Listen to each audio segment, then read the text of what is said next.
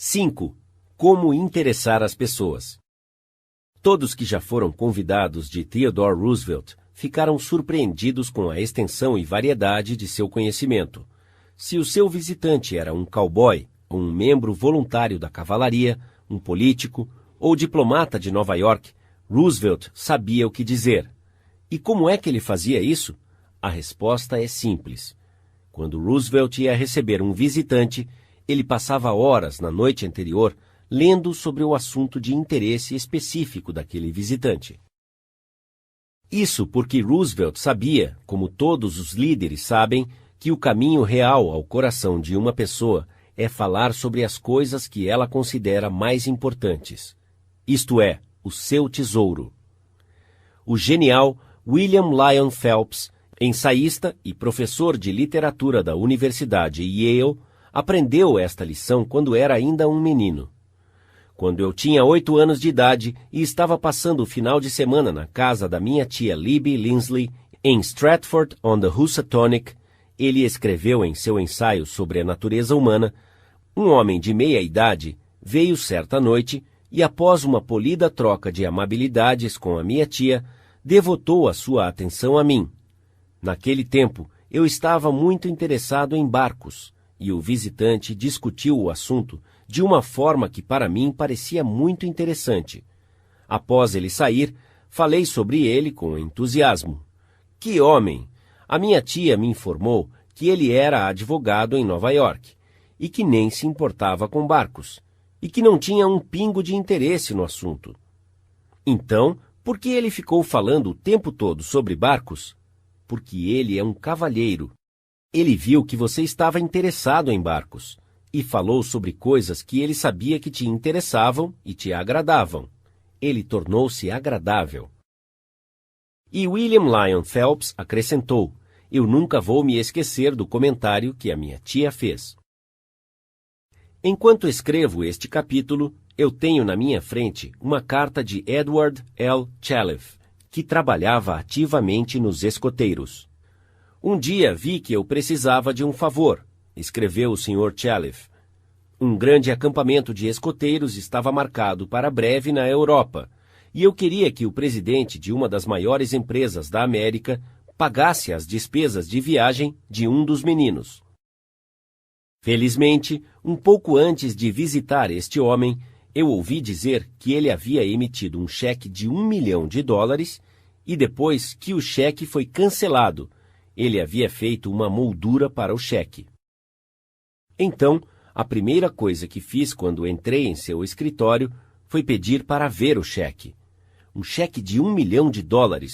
Falei-lhe que eu não conhecia ninguém que houvesse emitido um cheque como esse, e eu gostaria de dizer aos meninos que eu havia visto um cheque de $1 milhão. De bom grado, ele o mostrou a mim. Eu o admirei e pedi para ele contar-me o que tinha acontecido para que o cheque fosse emitido. Você percebeu que o Sr. Chalef não começou falando sobre os escoteiros, ou do acampamento na Europa, ou sobre o que ele queria, não é? Ele falou em termos do que interessava ao outro homem.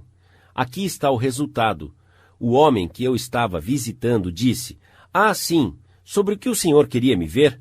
Então, eu contei-lhe. Para minha grande surpresa, o Sr. Chalef prossegue, ele não apenas concordou imediatamente com o que eu havia pedido, mas muito mais.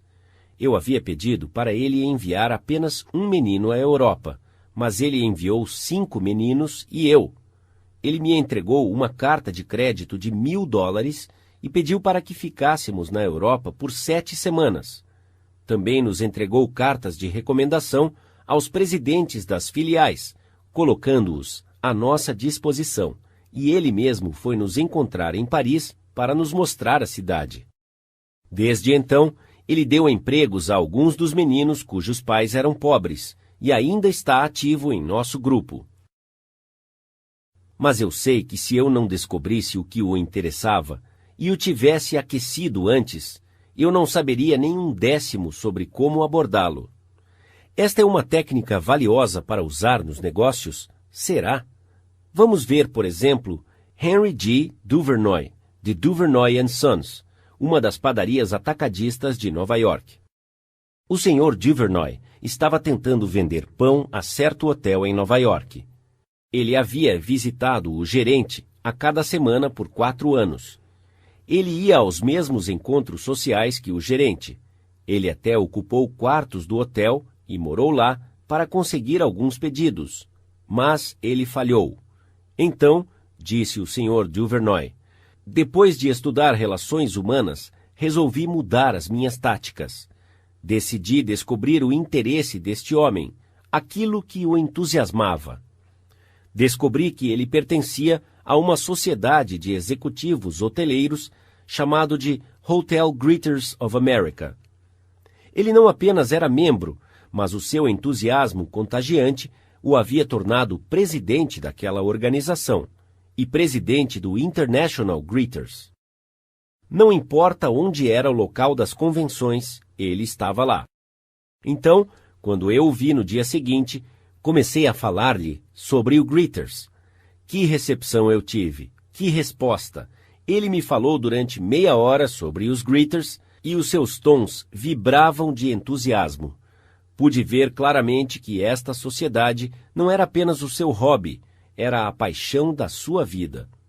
Antes de deixar o seu escritório, ele havia me vendido um título de sócio para a sua organização. Enquanto isso, eu não havia dito nada sobre pão. Mas, alguns dias mais tarde, um empregado do seu hotel me telefonou, pedindo-me que levasse algumas amostras e a tabela de preços. Não sei o que o senhor fez ao velho, o empregado me saudou, mas ele certamente se entregou a você. Pense nisto. Eu havia tentado convencer aquele homem por 4 anos, tentando obter os seus negócios. E eu ainda estaria tentando convencê-lo se eu não tivesse me dado ao trabalho de descobrir no que ele estava interessado e sobre o que ele gostava de falar. Edward E. Harriman, de Hagerstown, Maryland, escolheu viver no lindo Cumberland Valley, em Maryland, após ter terminado o serviço militar. Infelizmente, naquele tempo, havia poucos empregos disponíveis naquela região. Um pouco de pesquisa revelou o fato de que algumas das empresas na região pertenciam ou eram controladas por um homem de negócios incomum, R.J. Funkhauser, cuja ascensão da pobreza para a riqueza havia intrigado o Sr. Harriman. Entretanto, ele era conhecido como inacessível àqueles procurando por trabalho.